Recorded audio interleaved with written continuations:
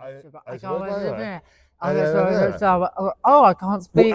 Exactly what she said. I literally can't speak.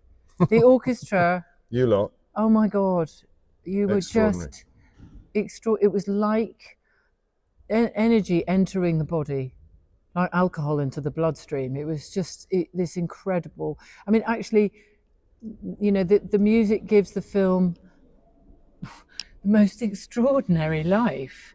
I know that these things are synergy. You know, it's something is coming together here, and the connective tissue, the connective, you know, cable is the audience.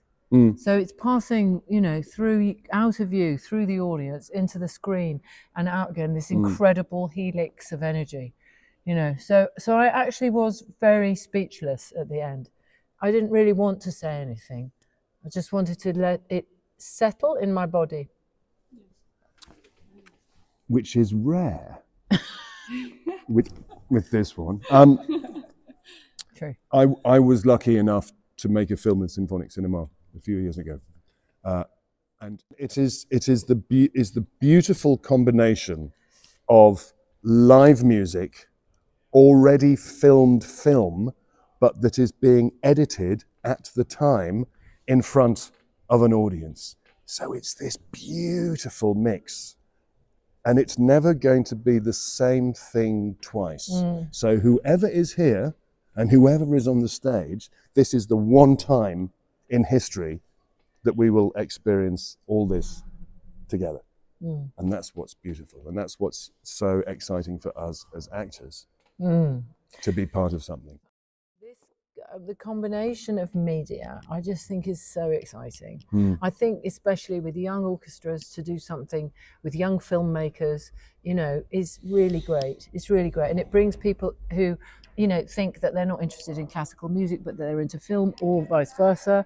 It brings them together, and then people talk and they go, oh, I enjoyed the film much more because of the music, or the music much more because of and so it builds. It's a kind of, it's an expansion of our art. You know, I feel expanded by your art. Anything I've done, or I'm sure you feel the same, Gogo, on that screen, is expanded and amplified by your artistry. But it was interesting as well, more than one of you have come up to me this afternoon and said, we practiced the piece, we then watched the film, the piece was a wholly different thing after we'd seen the film. Yeah. So again, it works both ways. That's what's lovely. And I felt like watching it. I mean, you're playing. I can't see you as well because we're watching the film and the lights are dark. But the synergy, the whatever the word is, the way you played it, it was so. It was as though you were watching. It really felt like that. That there was this connection.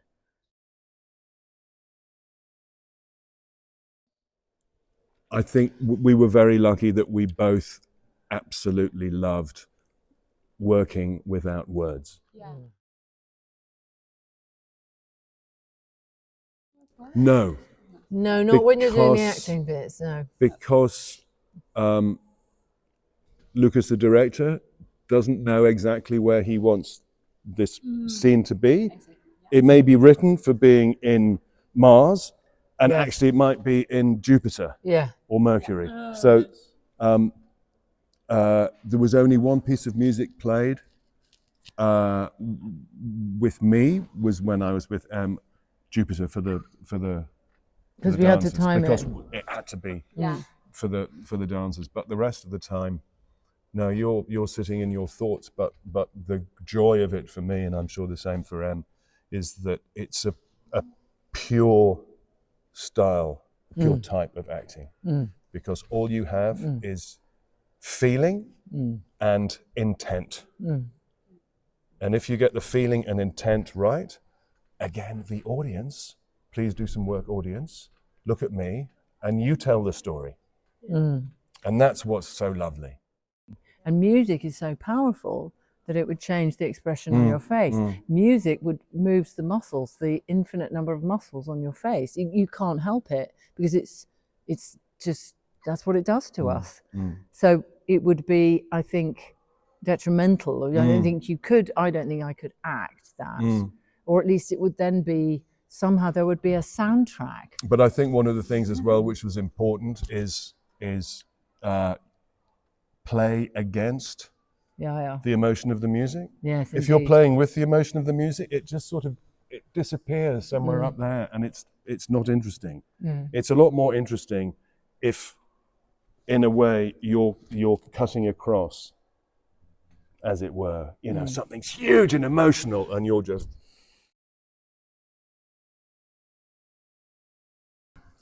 I have played the guitar for 50 years, but over those 50 years, I've broken almost every finger I have. Look at this lovely finger. Come on. It doesn't even point in the. It doesn't. You know, it I point at something and everyone looks. So it's been hard. It's been hard, but so I play classical rather than acoustic now because the strings are easier. And my charming wife used to play very good piano, very good piano. But I don't practice enough. Oh God, that's such a good question. I feel like I'd probably choose the cello. I like that because it's the human voice, isn't it? It's the human voice. And because that thing of it between the legs, for as a woman anyway, also like this life coming through your legs, and you know that is very visceral to me. What would you play? I want to say something like a double bass, but it's a bugger to take on the train, isn't it? Yeah. They have little wheels. Yeah. I enjoy. I think you'd be definitely the timpani. Fantastic girl giving it the Symphony, far. Yeah. But you got to make sure that you get it at the right moment and not just slightly off. Oh my gosh! And then holding it. And then And watch the trumpet player going. When the trombones are. It's I love that. fantastic. Love that. And the boy on the cymbal putting his. Some of it's so physical, it's very funny. And then, you know, you have the violins and there's these incredibly delicate music, and then suddenly and you see this sea of bows going up and down with such kind of energy. And the energy comes off you all like light. It's like light. It's like electricity. Really, it's so beautiful. Can't wait to see it again. Can't wait to see you again. Yeah, hear you again. And hear you again.